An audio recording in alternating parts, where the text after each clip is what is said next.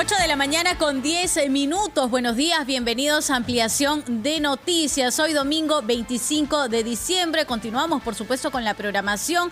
Fecha especial. Feliz Navidad a cada uno de ustedes que nos acompañan en radio y también en televisión. Diego Pajares y Joana Castro van a estar hoy con ustedes hasta las 10 en punto. Hay varios temas, entre ellos, por supuesto, lo que ha sucedido en el ámbito político. Pero antes, buenos días, Diego. Feliz Navidad para ti, feliz Navidad para tu familia y para todos los que nos escuchan y nos ven. ¿Cómo estás, Joana? ¿Qué tal? Un gusto estar contigo de regreso en RPP después de algunos días. De merecidas vacaciones. De merecidas vacaciones, es cierto.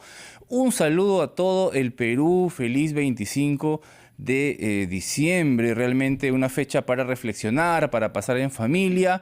Pero sobre todo también un diciembre movido, un diciembre que ya desde hace algunos años nos tiene pues acostumbrados a movidas políticas, Joana, ¿no? Y eso es lo que vamos a analizar hoy día.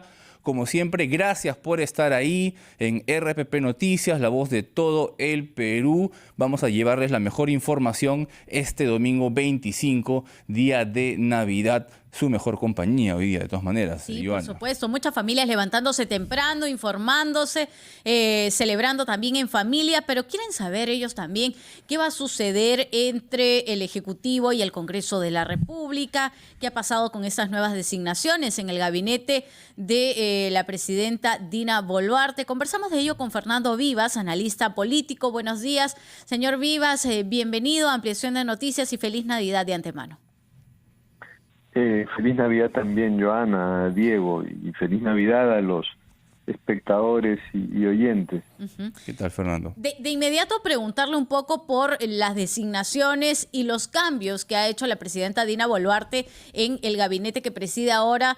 Y comenzamos en este caso por el jefe del gabinete, ¿no? Que ya no es el señor Angulo, sino es el que era, además de su abogado, ¿no?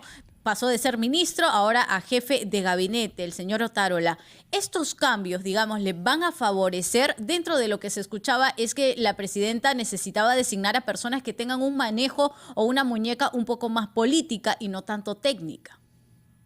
Sí, la presidenta cometió un gran error del que se arrepintió a los muy pocos días al nombrar a Pedro Angulo, ¿no?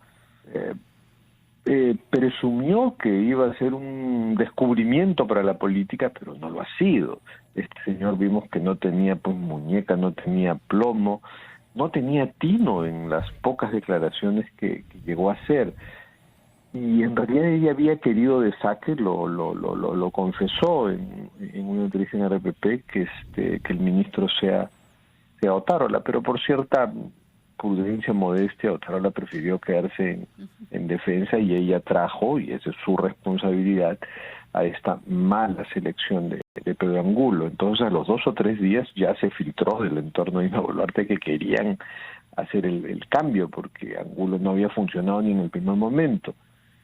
Pero ahí vino el problema que Otárola se vio involucrado en mayor tragedia de las últimas semanas, que han sido las muertes ocasionadas durante la represión de las protestas. Entonces vino el dilema de cómo nombrar a Otárola, que de alguna manera es responsable político del estado de emergencia y de las tragedias sucedidas en el estado de emergencia. Esto va a ocasionar gran rechazo en las regiones alzadas, digamos, y en la izquierda. Pero ha habido una suerte de sinceramiento, ¿no? Entrevistaron a otros candidatos, que yo presumo que los de la izquierda al menos su condición era aceptamos pero sin Otárola. Entonces ha habido como un sinceramiento, ¿no? Bueno, este es un gobierno débil que depende mucho de las Fuerzas Armadas y lo estamos confirmando en el diseño del gabinete. Ahora, por otro lado, salvo este gran escollo de la responsabilidad política de Otárola en algo luctuoso, sí es un hombre con la muñeca y el aplomo que no tenía Angulo, y ya lo estamos viendo. Y está luchando por restablecer su autoridad luego del de las críticas por las muertes, ¿no? Fernando, ¿qué tal? Buenos días. En la entrevista, siguiendo con el análisis de la entrevista también a Dina Boluarte que ofreció RBP Noticias, ella mencionó en más de una ocasión que habían actores políticos detrás de las protestas, ¿no?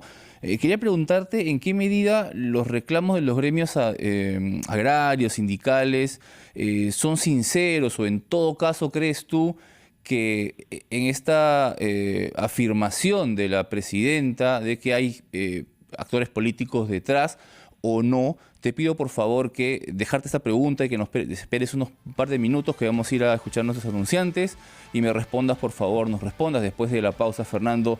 Vamos a escuchar a nuestros anunciantes y volvemos después de unos minutos en RBP Noticias.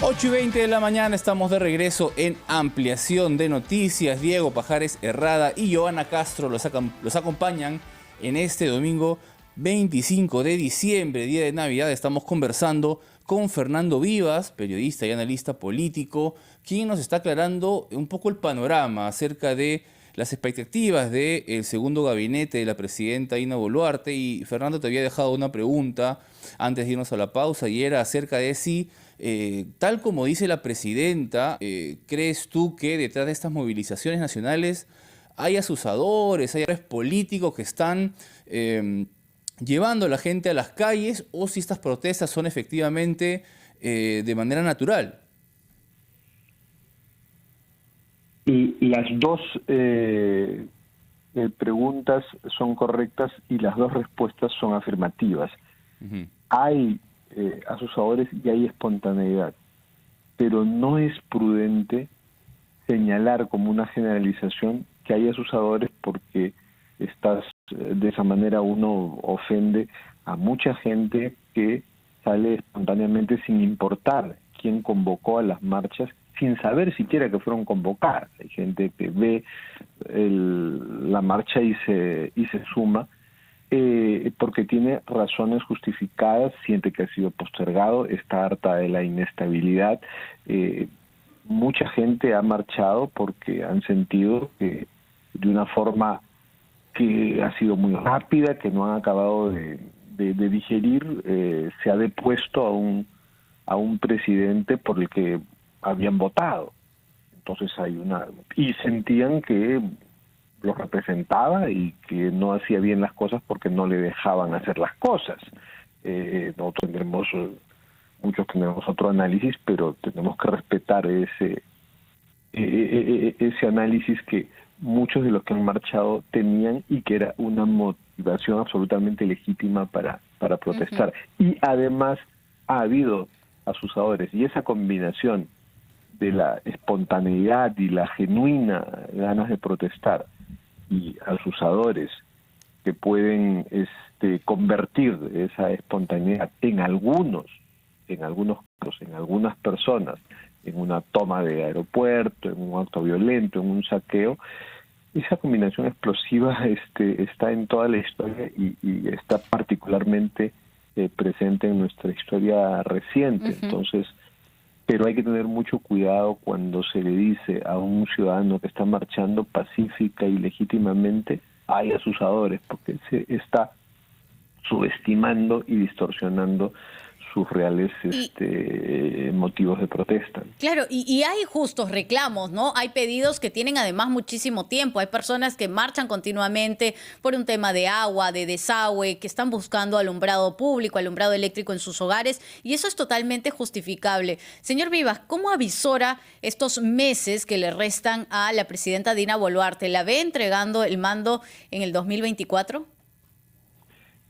Quisiera decir que sí, en una fecha como esta, y sigamos tranquilos, pero va a ser muy difícil, no ha acabado la incertidumbre, sobre todo porque, ojo, el adelanto de elecciones ha sido aprobado en primera votación. Falta una segunda votación donde tiene que conseguir una mayoría de más de 87. De no conseguir esa mayoría de 87, podríamos ir a un referéndum, con la incertidumbre de que pase en el referéndum. Yo creo que ese referéndum sí, más fácilmente que en el Congreso se ganaría la posición en pro del adelanto. Pero entonces hay esa incertidumbre, y por ahora hay congresistas, hay gente en el gobierno que estará pensando, las cosas se han calmado, entonces de repente podemos quedarnos hasta el 2026. No descarten esa pretensión, pero estamos viviendo una tregua. Los gremios que quieren protestar ya están preparando y pensando. En las regiones más complicadas están preparando protestas a partir de enero. No han querido perjudicar más de lo que ya está perjudicada la campaña navideña del comercio, del que sobrevive mucha gente. Fernando, y ya que mencionas el Congreso, ¿no?, que hemos vivido año y medio prácticamente de pugnas entre el Legislativo y el Ejecutivo, ¿crees que esta vez será diferente? ¿Crees que ahora Dina Boluarte, la presidenta, encontrará reticencias en el Congreso, encontrará apoyo? ¿Cómo va a ser, crees tú, a partir de ahora, o cómo está siendo, cuál es tu análisis acerca de este, bueno, ella ha llamado, que algunos congresistas están llamando pues a asusar a la gente, para empezar, pero ¿tú crees que encuentre apoyo? Porque los últimos meses del presidente Castillo, en realidad la mayor parte del tiempo del expresidente Castillo, fueron pues en contra, tenía el apoyo de Perú Libre, pero al final como que dudaba. ¿Cómo crees que van a ser las próximas semanas o meses de Dina Boluarte con respecto al Congreso de la República? Complicados. O sea, el Congreso son las mismas personas con sus mismas pasiones altas y bajas, pero un replanteamiento completo de actitud, porque la oposición ahora va a pasar a ser un velado oficialismo, y lo que era el oficialismo, o sea, Perú Libre y parte de la izquierda, va a pasar a ser una desconcertada oposición que no encuentra algo que estableció Castillo, que es el sistema de cuotas, algo muy importante. Eso ha desaparecido con Dina Boluarte. La cuota es: a ti, bancada, te doy un ministerio para que hagas lo que te da la gana. Y con Dina Boluarte, por eso es la importancia de ese órgano, la decisión y las implicancias que tiene respecto al Congreso, de establecer un gabinete técnico. Eso significa que estarán por meritocracia ministros que yo escojo para que sigan un plan de emergencia, y no que yo le entrego salud a Perú Libre y que le entrego este otro ministerio. Por ejemplo, el Ministerio de la Producción era la cuota de los niños, pero clarísimo. Claro. Ya el Ministerio de la Producción tiene un técnico, el Ministerio de Salud tiene otra técnica. Entonces, esas bancadas están esperando la cuota de Boluarte, o algún gesto de Boluarte parecido, bueno, que no ha dejado de ser una mujer de izquierda, y por eso hace poco Boluarte coqueteó con la idea de la Asamblea Constituyente. Yo creo que de hecho es un guiño desesperado para que esas bancadas no le hagan una oposición dura, ¿no? Pero sí, se reconfigura completamente la correlación en el Congreso, y todavía algunas bancadas y congresistas están meditando cuál va a ser su ubicación y cómo van a votar entre febrero y marzo la segunda votación del adelanto. Señor Vivas, ¿y cómo leer con relación a lo que acaba de decir también? Y recordamos todos el mensaje y estas entrevistas que ha dado la presidenta Dina Boluarte, lo que ha dicho aquí en RPP, ¿no? Cuando ella nombra sus 5 ejes, o cuando nombra los puntos donde va a trabajar, concluye con uno muy fuerte, o en el cual está poniendo mucha énfasis, que es marcar el tema de la lucha contra la corrupción que se ha dado, ¿no? Marcó también mucho el hecho de que, por ejemplo, los congresistas no sean ministros, porque dejan de lado prácticamente las labores para las cuales autoridades han sido elegidas por el pueblo. ¿Cómo leer este tipo de mensajes que son muy cortos, pero que ella está, digamos, reforzando en sus diálogos, en sus salidas, en sus mensajes también a la nación que viene dando? Sí, hay muchas cosas que han pasado estas semanas tan rápido que no nos hemos dado cuenta. Hay peruanos que ni siquiera han visto el golpe de Estado, y que sería bueno que se viralice ese video. Fue sorpresivo. Y una de las cosas, sí, totalmente. Y una de las cosas interesantes, importantes que se ha visto es al ministro jurar 2 veces ya, porque con la inestabilidad política es tan grande que ya van 2 gabinetes con Dina Boluarte, jurar introduciendo una frase que no existía, que es: y promete o jura usted no cometer actos de corrupción. Vamos, estamos en un país donde los ministros tienen que jurar que no serán corruptos. ¡Wow! O sea, eso es algo fuerte y no nos hemos percatado que tan fuerte es. Tu pregunta, Joana, permite destacarlo. Y sí, pues, este gobierno de transición tiene razones sobradas, tiene imperativos morales y políticos para afirmarse en contra de la corrupción. Ese sistema de cuotas, de reparto de botín, para que sin un plan de gobierno las bancadas y los partidos hicieran lo que quisieran, empezando por poner en los cargos esenciales a sus directivos, y eso se está desmontando. Entonces tienes que convencer ahora a esas izquierdas que, como dice Michael Reed, gran periodista británico, que le he hecho una entrevista ahora, y dice, bueno, esta es una izquierda que más le importaba, pues, y le importa el poder que los principios. O sea, tenemos que llamar a una izquierda que le importen los principios. Claro, Fernando. Y esa izquierda es la oposición de Boluarte. Fernando, una respuesta rapidísima de 30 segundos te pido, porque la presidenta Dina Boluarte dijo aquí en RPP Noticias que ella se había reunido y le había cuestionado al expresidente Pedro Castillo en más de una vez hechos polémicos como el de Bruno Pacheco, el de Carolyn López, ¿no? Y que siempre le creyó. ¿La presidenta Dina Boluarte pecó de inocente, en tu opinión? Bueno, ella quiso creerle, no le creyó, quiso creerle, y creo que duró demasiado. Yo creo que Dina Boluarte está muy comprometida con la primera fase del gobierno de Castillo, aunque ciertamente en su ministerio no estuvo dentro del esquema de las cuotas y del botín, y no se le conocen grandes escándalos de corrupción en ese ministerio. Pero creo que apañó, hasta recuerden cuando dijo que si vacaban a Castillo se iba con él. Era una confianza excesiva en él.